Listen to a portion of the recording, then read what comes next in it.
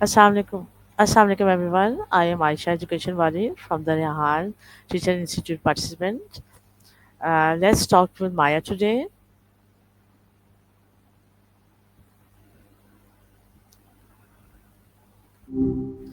Yo, long time no talk. Yes, What's ma. been good with you these past few weeks? Uh, Ah, I was busy catch. in some work. Now I'm free, so I would like to talk to you today. How about you, Maya? I'm doing all right. Thanks for asking. Work, huh? What kind of work keeps a person busy for weeks? Anything Uh, interesting? I have some family issues which I have to solve, and I was busy with that. So, can we start the discussion today? We have to discuss the topic that is the science of happiness in education, how to create a positive and motivating classroom environment. Shall we start? Mm, family stuff. That's rough. Glad you're through the thick of it, though. And yeah, let's dive into happiness and education. All right. Seems like a good topic. So, first, we are going to, you have to give me the understanding on the concept. So, my first question is, what does the science of happiness mean in the context of education? Okay, so the science of happiness and education basically means applying what we've learned about well being through psychology and neuroscience to how we teach and learn. It's not just about making kids feel good, though that's part of it. It's about understanding what actually fosters resilience, motivation, and genuine learning. It's looking at things like positive emotions, engagement, relationships, meaning, and accomplishment, and figuring out how to build those into the classroom. Does that land?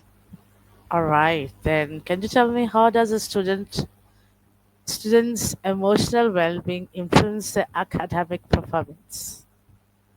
Big time. It's not separate. If a kid is stressed, anxious, or just generally down, their brain isn't really set up for absorbing information. Think about it. If you're worrying about something, it's hard to focus on like quadratic equations. Emotionally well, students have better attention spans, are more engaged, and have better problem solving skills. And they're also more likely to take risks and ask questions, which is huge for learning. It's pretty simple, really. Happy brains learn better. All right, then what are the main psychological theories that explain happiness and motivation in learning? Okay, so a few key ones. There's self determination theory, which says people thrive when they feel autonomous, competent, and connected.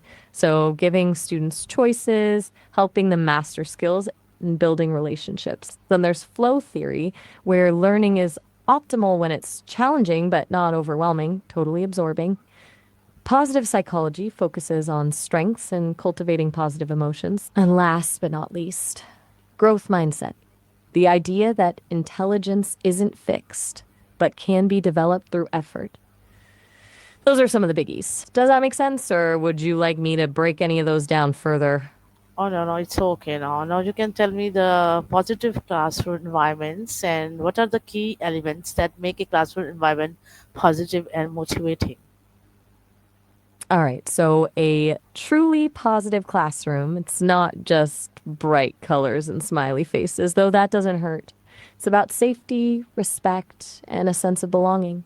Key elements: definitely strong teacher student relationships. Kids need to feel seen and valued. Clear expectations and consistent routines create a sense of security. Opportunities for collaboration and student voice give them ownership, and celebrating effort in progress, not just grades, builds that growth mindset we talked about. It's about fostering a space where kids feel comfortable taking risks and being themselves. You with me? Yeah, I do believe the same. Oh no, you can tell me how can teachers use positive reinforcement to encourage desired behaviors? Mm. Positive reinforcement is powerful, but it's got to be genuine, not just empty praise. It's about specifically acknowledging the effort or skill that led to the good behavior. Instead of, good job, try, I noticed how you helped your classmate with that problem. That was really kind and helpful. Also, it's way more effective when it's immediate and varied. Don't just rely on stickers. Think small privileges, extra responsibility, or even just a quick positive note home. Consistency is key too, reinforcing desired behaviors regularly. It sounds kind of calculated when I say it out loud, but it works.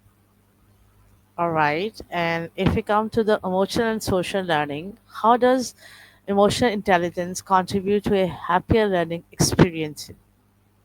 Huge question. Emotional intelligence, being able to understand and manage your own emotions and recognize them in others is foundational.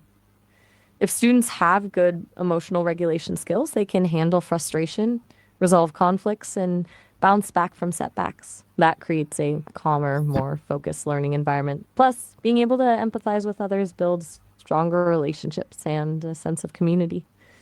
It's not about suppressing emotions, but about learning how to navigate them constructively. It basically sets them up for success, not just academically, but in life. All right. And how can collaborative learning activities improve both social skills and classroom happiness? Collaboration's a win win. When students work together, they're forced to communicate, negotiate, and compromise. All crucial social skills.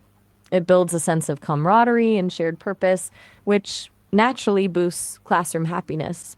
Plus, explaining concepts to others solidifies your own understanding. It's also great for kids who might be hesitant to speak up in a whole group setting, giving them a smaller, safer space to share their ideas.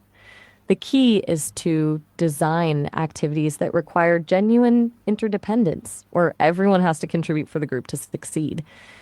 Make sense? Yes, it does. Now, if we come to the practical strategies, what strategies can teacher adopt to boost positivity among students? Okay, practical stuff. Lots of options. Gratitude exercises, even just a quick daily what are you grateful for, can shift the mindset. Mindfulness activities, even short ones, can help students regulate their emotions. Incorporating student choice into assignments gives them a sense of ownership, regularly celebrating successes, big and small. Creating a compliment corner or a positivity board. And honestly, just modeling positive behavior yourself, being enthusiastic, showing empathy, and creating a safe space for vulnerability. It's the little things, honestly. Okay, then how can educators manage classroom stress while maintaining a positive tone? It's the $1 million question, right? Educators are under a ton of pressure. First, self care isn't selfish. Seriously. Taking even 10 minutes for yourself can make a difference. Setting boundaries, learning to say no to extra commitments, building a support network with colleagues, practicing mindfulness or deep breathing, and in the classroom, proactively addressing potential stressors. Clear routines, consistent expectations, and opportunities for student voice can prevent a lot of chaos. And remembering to laugh. A little humor can go a long way. It's about modeling healthy coping mechanisms for the kids, too. All right. So, if at the end, if we talk about the long term impact, can you tell me in what ways does a happy classroom environment influence long life learning attitudes? Okay, long term impact. All right. Huge. A happy classroom isn't just about making kids feel good today, it's about cultivating a lifelong love of learning. When students have positive experiences in school, they're more likely to be curious, resilient, and engaged throughout their lives. They develop a growth mindset, believing that their abilities can be developed through effort. They learn how to collaborate, solve problems, and adapt to change. All essential skills for success in any field. Basically, you're setting them up to be lifelong learners, not just test takers. It changes their whole trajectory. Right. Thank you, Maya. It's nice to talk to you after a long time, and I really enjoyed the talking with you. Oh, all right. Well, I enjoyed chatting with you too. Glad I could help. And hey, don't make it another 3 weeks, okay? All Take right. care. Okay, I will try to, right? To be on time and try to talk to you later, right? Thank you. Thank you, Maya. Bye. Sounds good. Anytime. Bye.